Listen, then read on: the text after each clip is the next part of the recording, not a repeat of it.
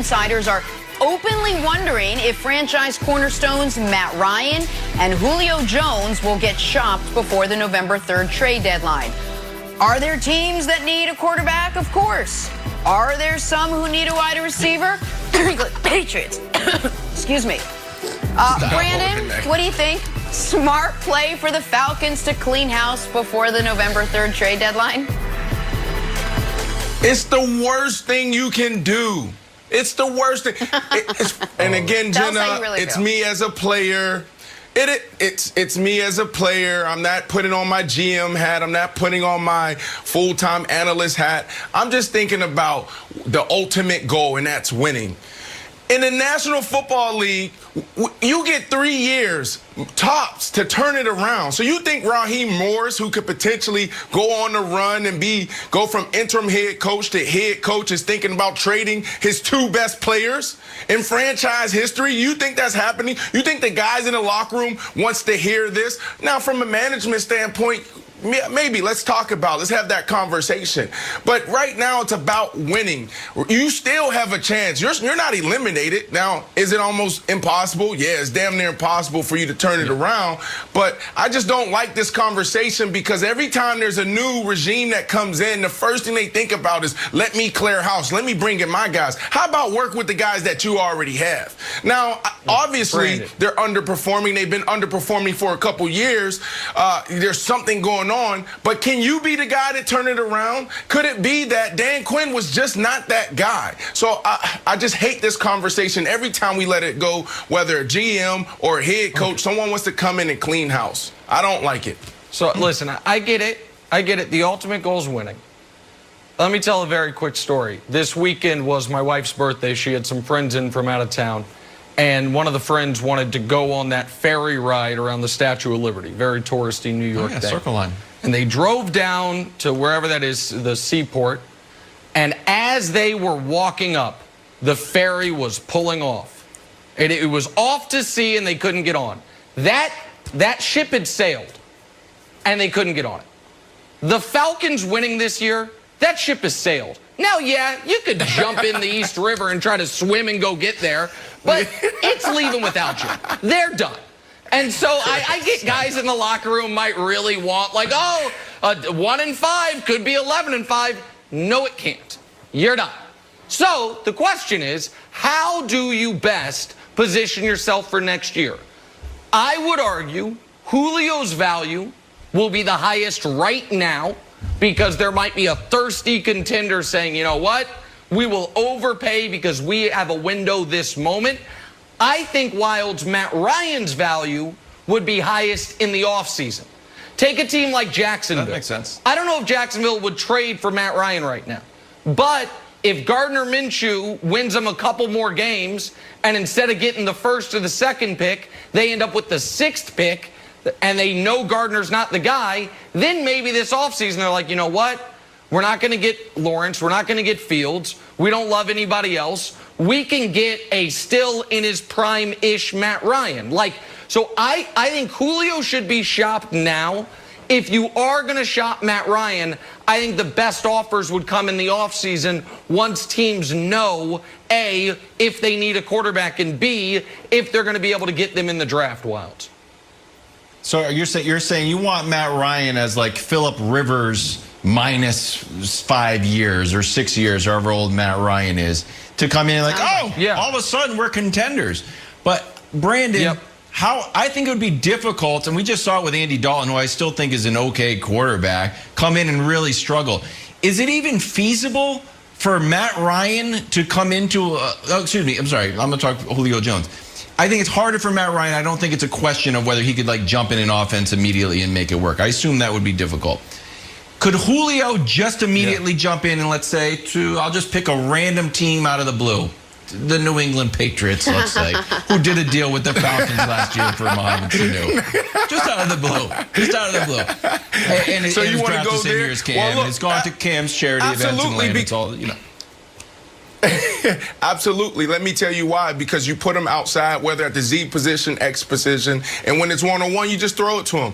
There's certain things that are universal in football. The slant route is universal in football. The 9-stop, which basically you pretty much run it 10 yards and turn around. You can run it versus off. You can run it versus press coverage. The go ball, the back shoulder. There's things right now where you can insert him. He doesn't even have to know the plays.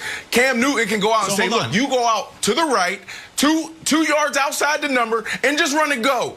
Okay. And that he can come in and make an impact right now. But I don't like the New England Patriots for Julio Jones. Wilds. Who I like is the Green Bay Packers. Could this be the moment that you make amends with your guy Aaron Rodgers? You go in the first round, you draft a quarterback. Everyone's like, what are you doing? You're wasting his twilight years. Go get this guy. Here's the thing. Maybe Aaron Rodgers. So, Brandon, here's the thing about Julio. Julio's such a great player. You can pick almost any team, and it's like, oh, that would work. Yeah.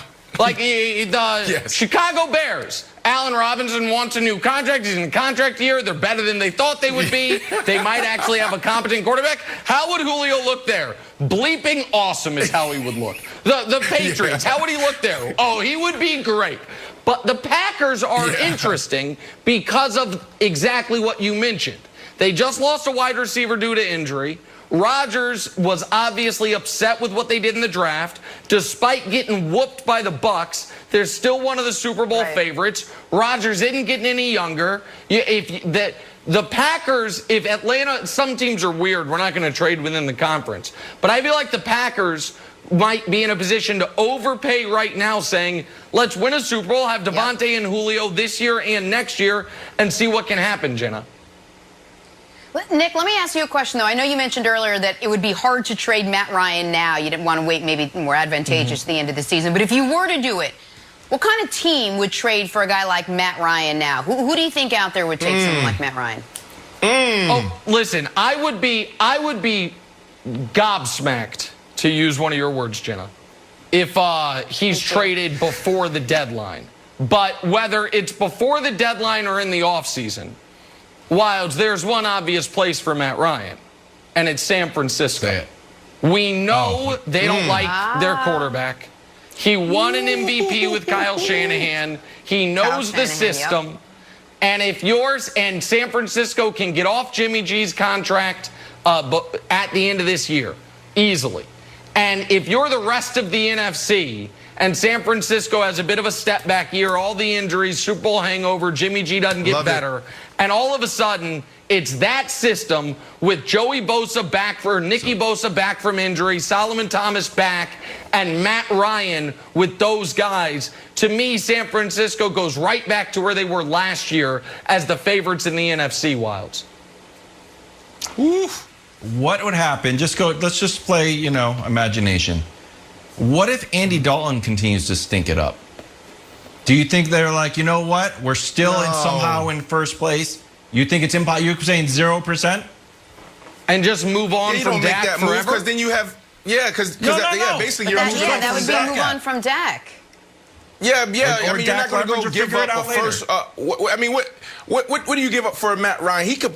A desperate team can give up a 1. Maybe you give up a 2 for him and more than players. You're not going to do that when you have Dak coming back next year. I don't like that. I will say this. Let's take out. You want to play imagination? Another good fit for him could possibly be with Coach Payton, New Orleans. But of course, they won't trade within the division. Makes no sense. But I think that could be a great fit.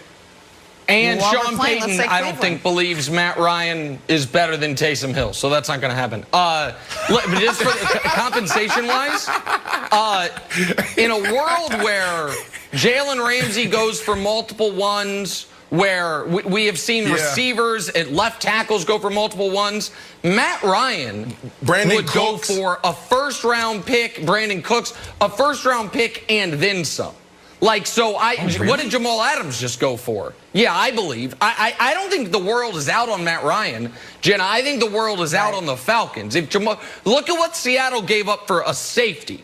Like Matt Ryan, if he were to come of age, I don't think the Falcons even answer the phone if you're not offering more than just a good first-round pick. I mean, if it's ringing a lot, you'll probably answer it just because it's annoying. Time now for But First. Check out Ball State commit Tanner Cozio making a sick one-handed touchdown grab. Brandon, my talented friend, did that look at all familiar to you? Because I would like to show you this. This is a catch from your Chicago Bears days. Do you remember this one? Check it out. I remember this moment. I think we may have... Oh, this was awesome. It was like Sunday Night Football or something. And I only had 3 catches, but they were 3. It was 3 touchdowns. 3 catches for 3 touchdowns. That was it. That was my stat line. The one-hand catch is just, it's the gloves, Nick. It's the gloves. It just sticks. It's the gloves. It's not the gloves, but that is the carbon copy of that the high schooler did your catch. It was the exact same catch. Exact same catch. All right, let's talk some Dallas Cowboys. It's getting real ugly down in Dallas. We'll have the latest from Big D next. First things first. Great catch.